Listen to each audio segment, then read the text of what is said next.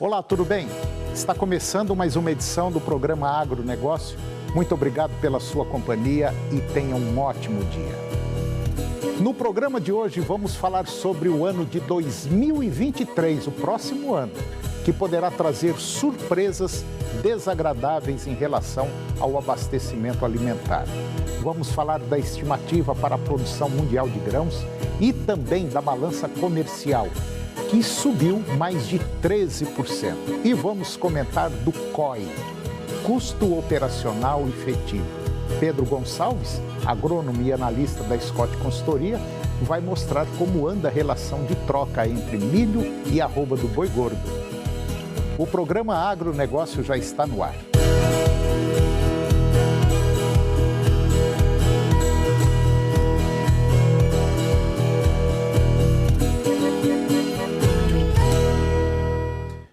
Eu começo o programa de hoje falando sobre a estimativa para a produção mundial de grãos.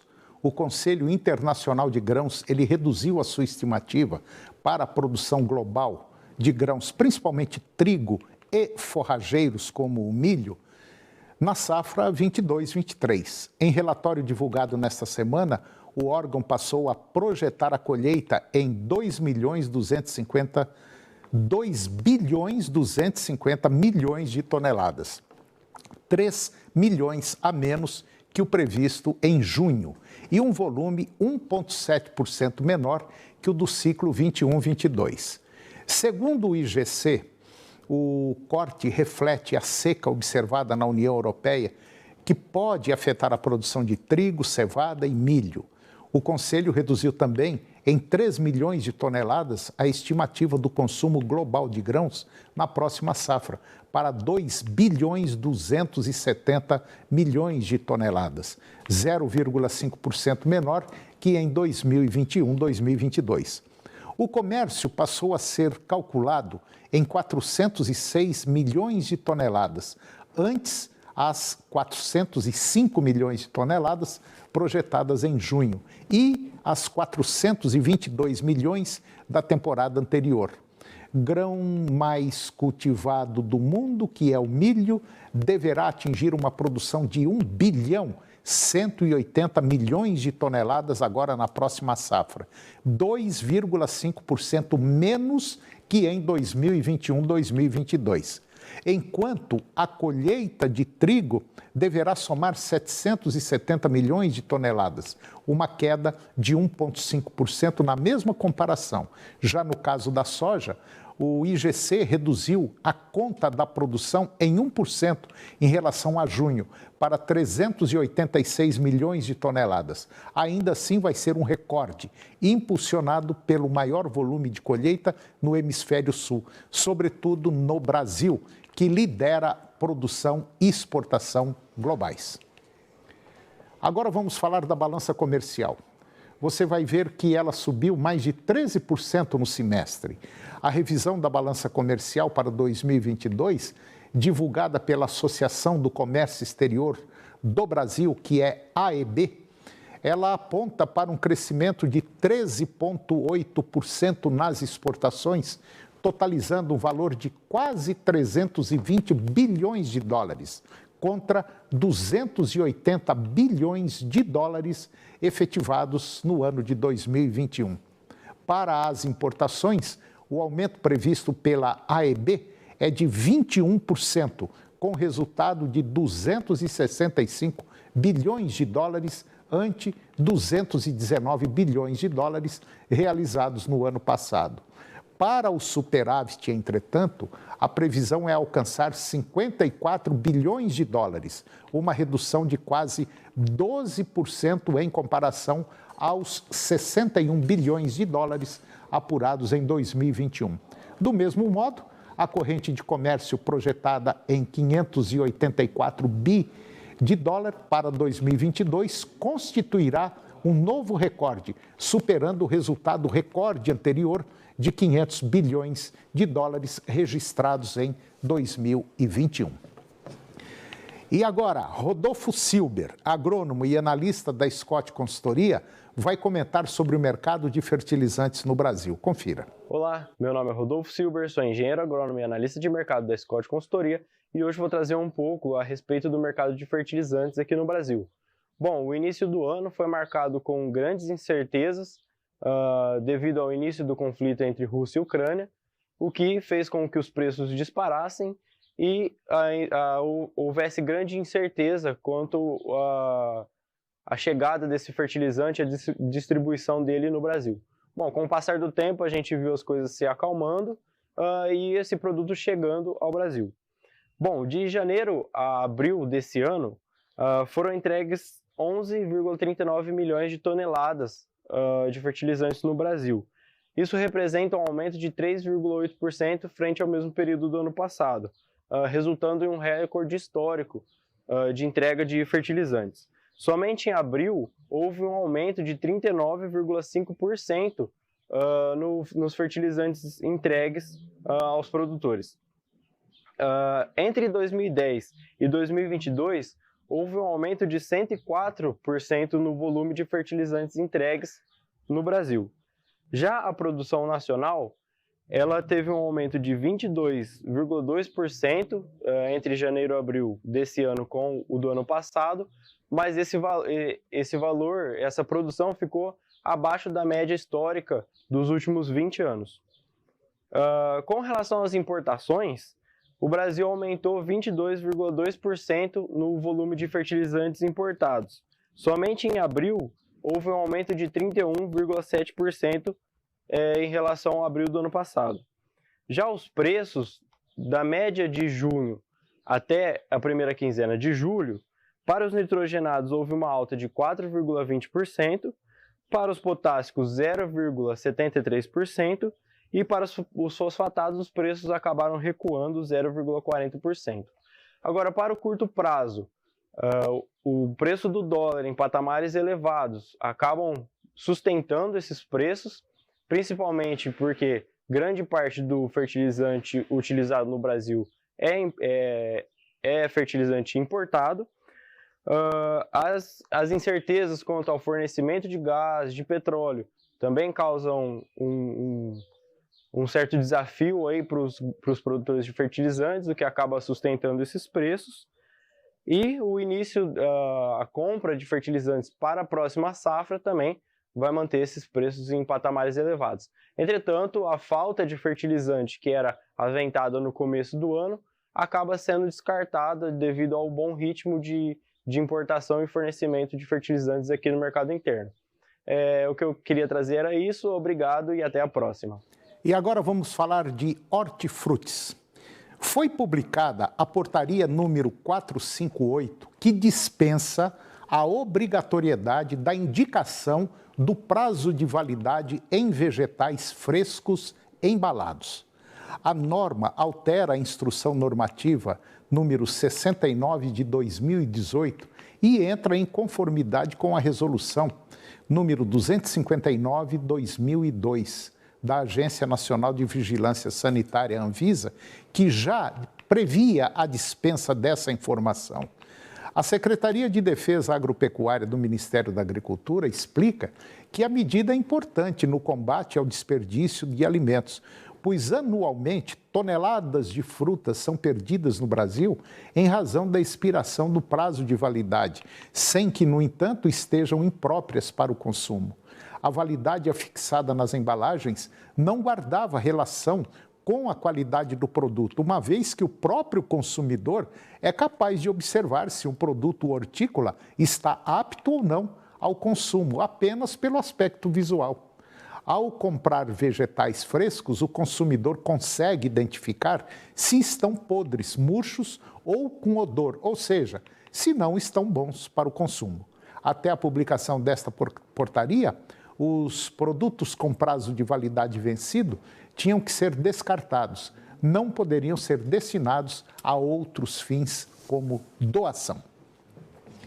E agora você vai ficar com o comentário de Pedro Gonçalves, agrônomo e analista da Scott Consultoria, que vai mostrar como anda a relação de troca entre milho e arroba do boi gordo. Confira.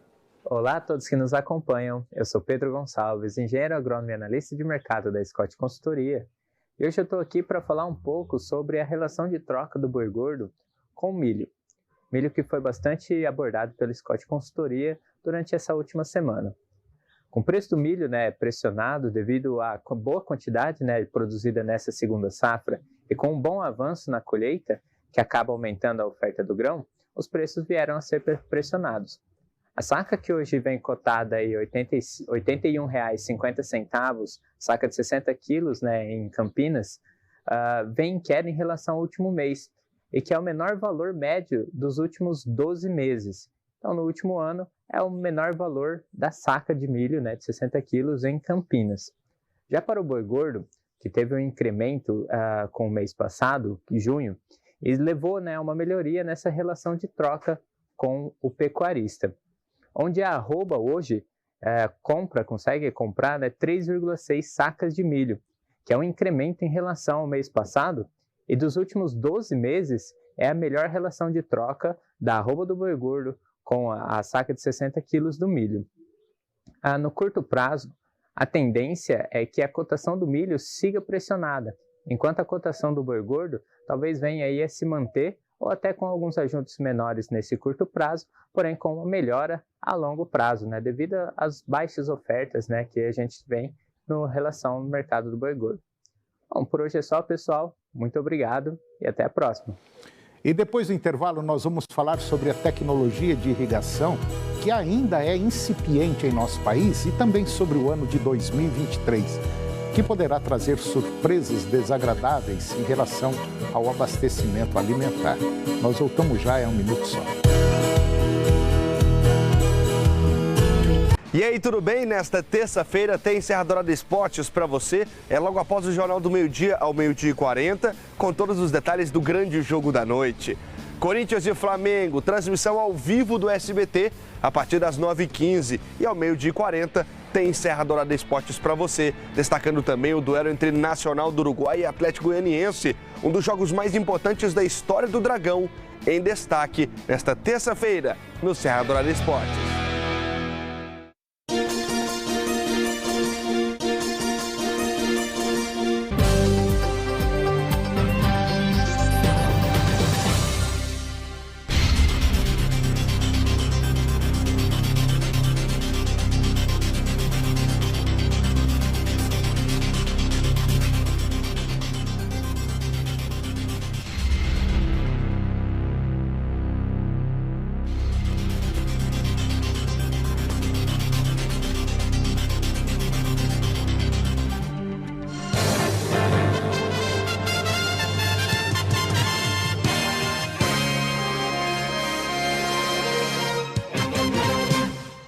Mais do que nunca, seu pai tá on. E a cada R$300 em compras, você concorre a 50 tablets Samsung Galaxy A7 Lite, barbeador ou máquina de corte gama por R$ 99,90 à vista cada. Galaxy A03 Core, 10 de R$ 79,90. Fujioka. Adivinha que cidade eu estou? Vou te dar algumas dicas. Fica em Goiás. Tem produção no campo que ajuda a gerar renda e emprego. Tem qualificação profissional que melhora a qualidade de vida de muita gente. Já sabe onde eu estou? Na sua cidade. O sistema FAEG Senar está presente em todas as cidades de Goiás, ao seu lado, no seu campo, na sua cidade e com toda a sociedade. Sistema FAEG Senar. É de todos, mas feito para cada um.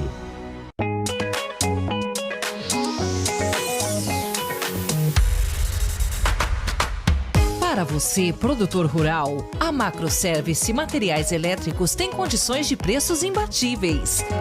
Trabalhamos com as melhores marcas, produtos e serviços de confiança. A Macroservice Materiais Elétricos é referência no mercado há 40 anos. Entre em contato com a Macroservice Materiais Elétricos e faça seu orçamento. Avaliar uma obra de arte não é tarefa fácil. Imagina então se essa obra for um bolo. É preciso analisar estilo, técnica e principalmente o seu sabor. Mamma mia. E aqui os nossos artistas, ou melhor, nossos confeiteiros, não estão para brincadeira. Você trouxe sua essência no bolo. Se fosse para dar esse avental agora, eu já dava para mim. Porque só um estará na Galeria de Campeões do Bake Off Brasil. Quero ver de pertinho o quanto vocês são criativos, o quanto vocês são ousados. Sábado, 10h30 da noite, tem a nova temporada do Bake Off Brasil. Agronegócio. Oferecimento Senar Goiás, a maior escola da terra.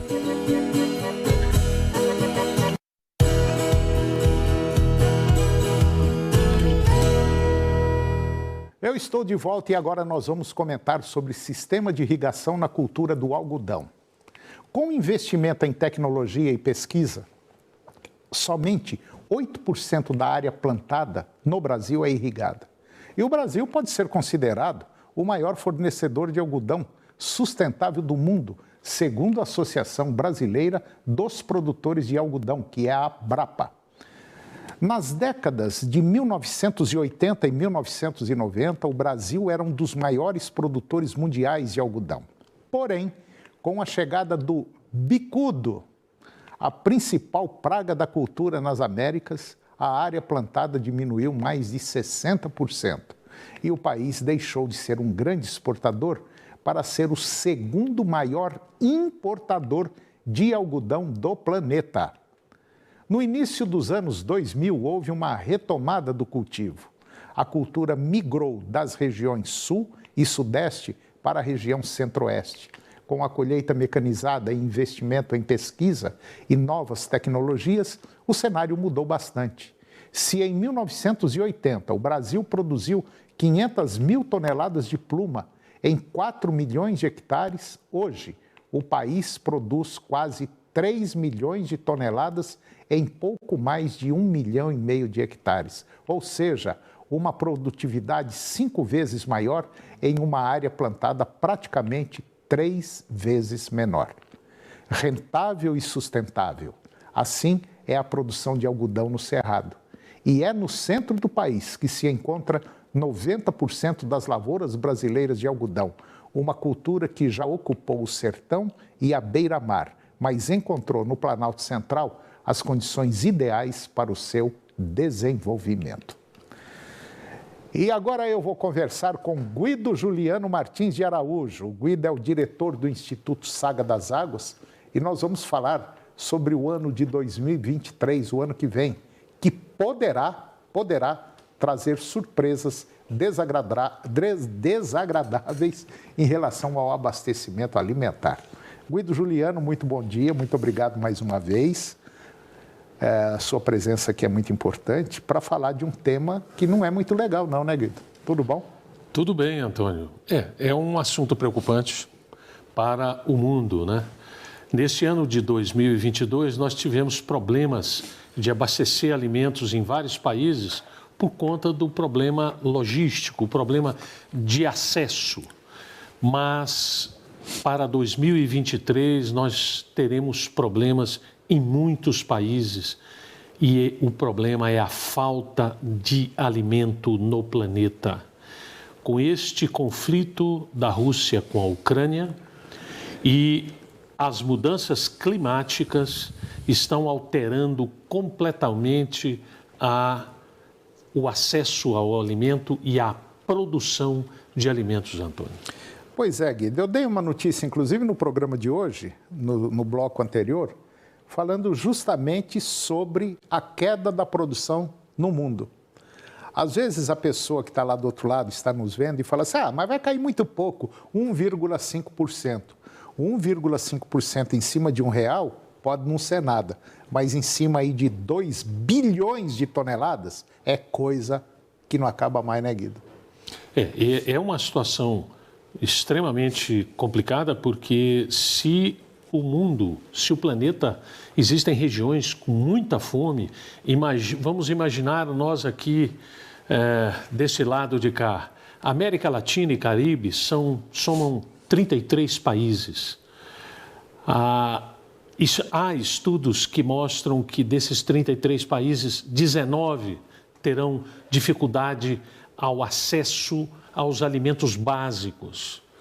E se a gente levar mais adiante, a África subsaariana, que são 48 países que vivem conflitos étnicos, ditaduras sangrentas, mas com muita fome, agora esta fome ela irá aumentar E muito. E é bom que se lembre que as principais crianças que morrem de fome no mundo estão nesta região da África.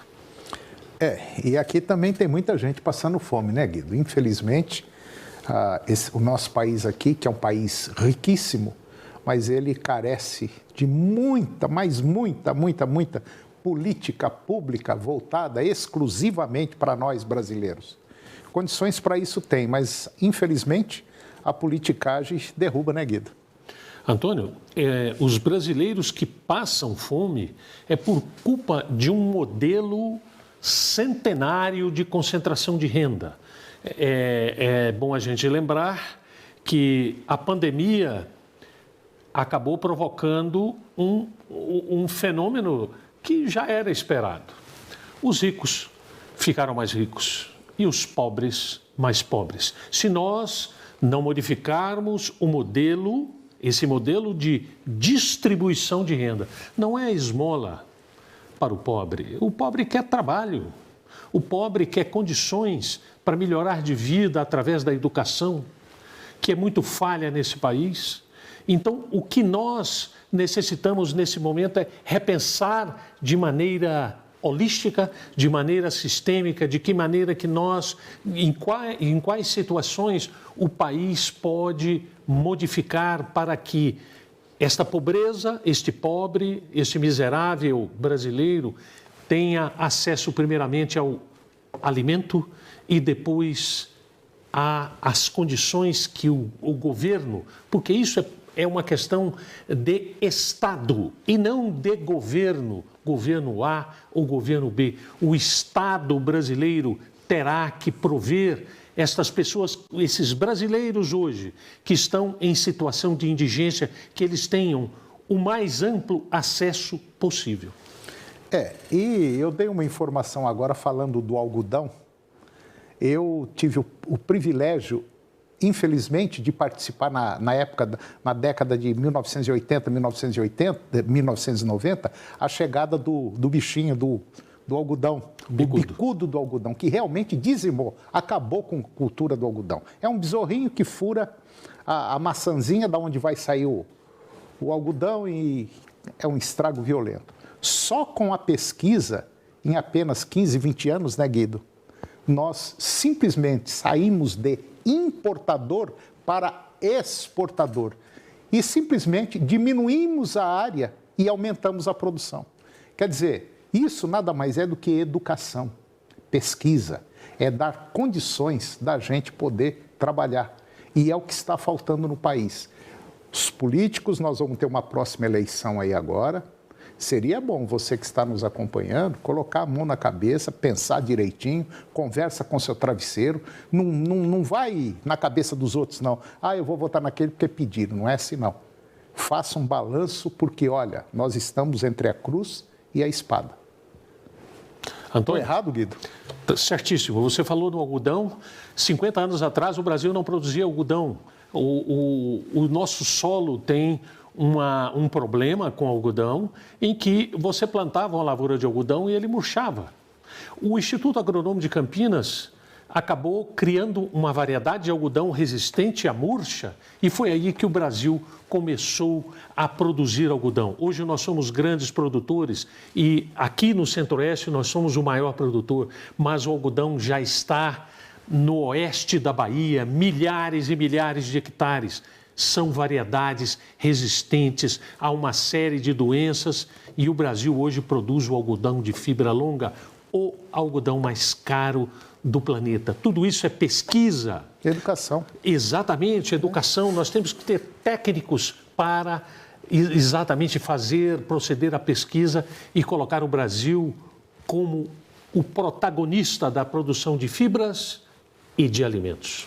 Ô Guido, inclusive esse problema alimentar no mundo, não é só nós dois que estamos comentando isso, não. Isso é coisa já de países muito grandes. Inclusive, a própria imprensa internacional já está batendo nessa tecla que nós poderemos ter aí falta de produto, né, Guido?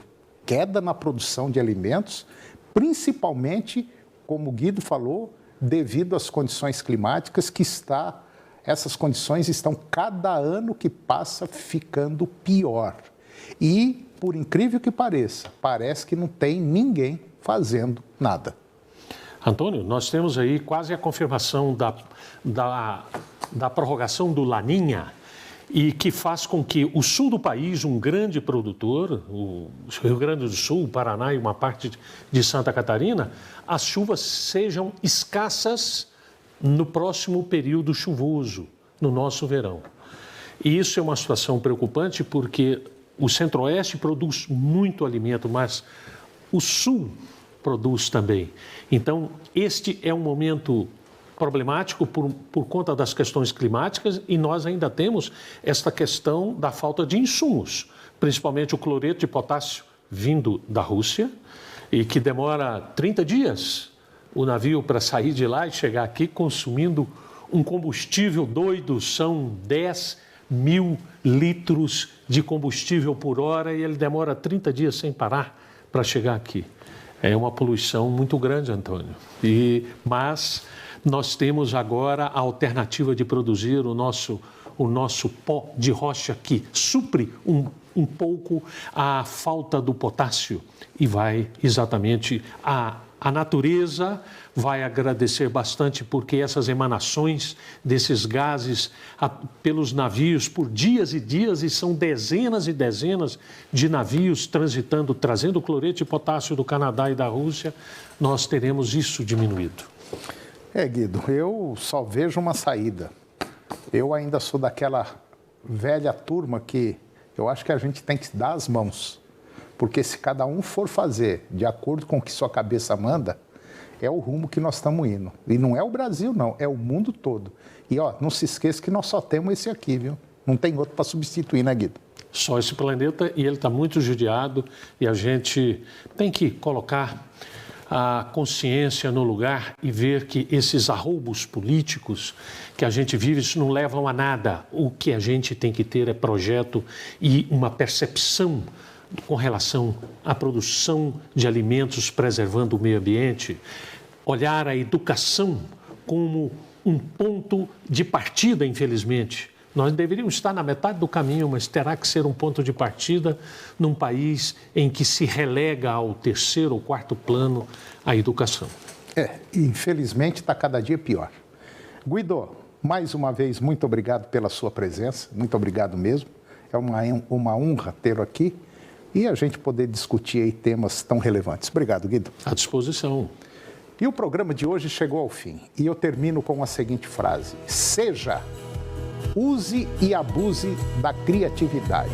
Isso te diferencia do resto da humanidade. Um grande abraço, muito obrigado pela sua companhia. Que Deus os abençoe e até o próximo programa.